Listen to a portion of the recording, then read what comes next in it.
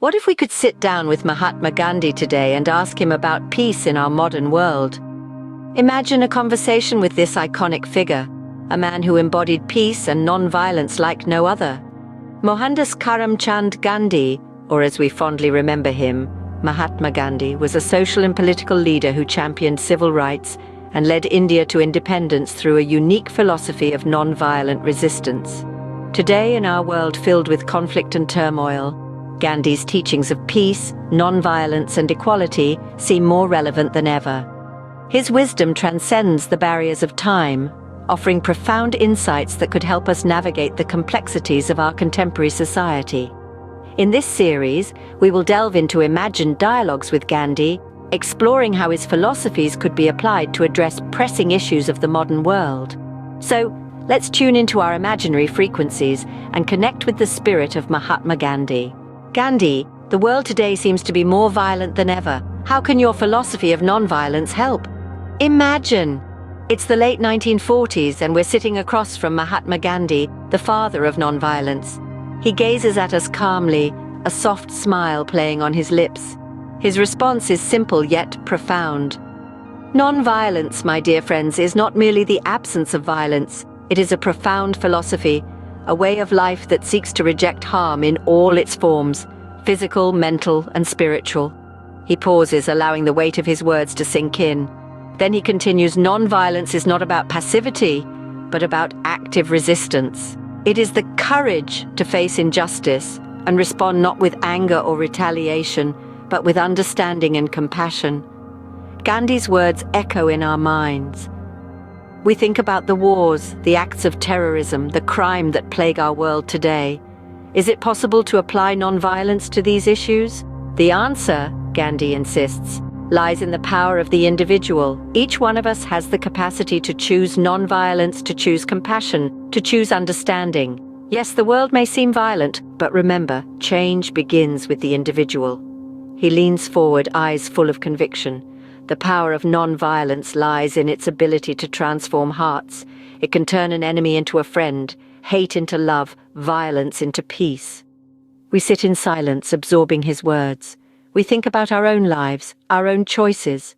Can we make the choice to be non-violent? Can we choose understanding over anger, compassion over retaliation? Gandhi's smile widens. He seems to know our thoughts.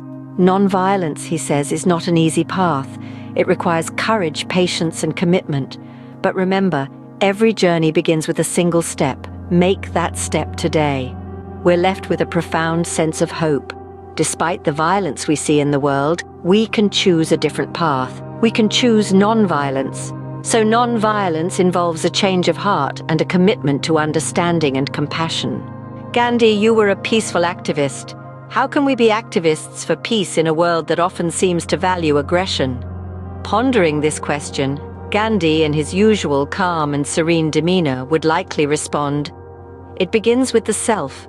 We must first cultivate peace within ourselves before we can hope to spread it in the world." He might continue, "In a world that often seems to breathe aggression, it's easy to believe that brute force is the only way to bring about change. But remember, true power lies not in the ability to destroy, but in the strength to create and nurture. It is in our hands to choose how we wield this power." Gandhi would then likely speak of civil disobedience and peaceful protest, as he did during his lifetime. Peaceful activism, he might say, is not passive. It is an active and courageous choice to stand up against injustice without resorting to violence. It is the refusal to be a participant in the cycle of violence and harm. Reflecting on his own experiences, he might add, "Civil disobedience is a tool for those who wish to challenge unjust laws and systems. It is a form of resistance that demands courage and conviction. But remember, it must always be guided by the principles of truth and non-violence." He would then emphasize, peaceful protest is not about defeating an enemy, but about winning hearts and minds. It is about showing the world that there is a better way, a path of compassion, understanding, and mutual respect. He might conclude with, "The road to peace is often challenging and it requires patience, persistence, and an unwavering belief in the power of love and compassion. But remember, every step taken on this path leaves a footprint of peace for others to follow." So, activism doesn't have to be violent to be effective. In fact, peaceful activism may be more powerful. As we reflect on Gandhi's words, it becomes clear that the path to peace is not a passive one, but an active journey of courage, conviction, and compassionate action. Gandhi, you fought for equality in a time of extreme inequality. How can we continue your fight today? Imagine if Gandhi could respond. He might say something like this: "Equality and civil rights are not merely concepts to be discussed in hushed tones, but vibrant truths to be lived out loud. Inequality, my friends, is not a natural state, but a man-made construct, a barrier that we have the power to dismantle." He might then add, "Promoting equality begins with recognizing the inherent dignity and worth of every individual.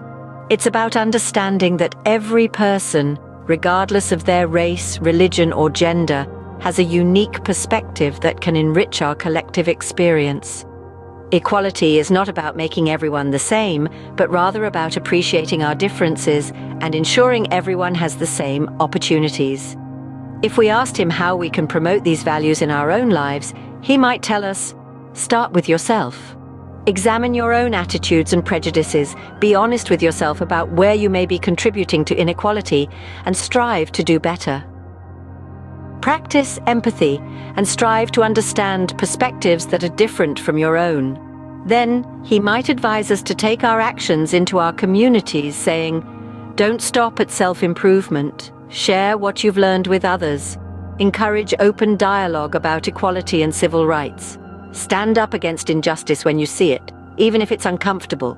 Remember, silence in the face of injustice is complicity." As he imparts final words of wisdom, he might say, "Lastly, remember that change takes time. Don't be discouraged if progress seems slow. Every step you take towards promoting equality and civil rights, no matter how small, is a step in the right direction." So promoting equality and civil rights begins with our own actions and attitudes. Reflecting on these conversations with Gandhi, it's clear that his teachings are still incredibly relevant today. In a world that often seems consumed by violence, his philosophy of non-violence serves as a beacon of hope. It reminds us that peace is not merely the absence of war, but the presence of justice, fairness, and equality. We've explored how Gandhi's principles of peace and activism can play a vital role in addressing modern societal issues. His unyielding commitment to civil rights and equality underscores the importance of standing up for what is right, even when it's not popular or easy. Gandhi's teachings challenge us to look inward, to examine our own actions and attitudes. They invite us to become the change we wish to see in the world. As we end this conversation with Gandhi, remember that peace begins with you. Thank you for joining us in this journey of introspection and enlightenment.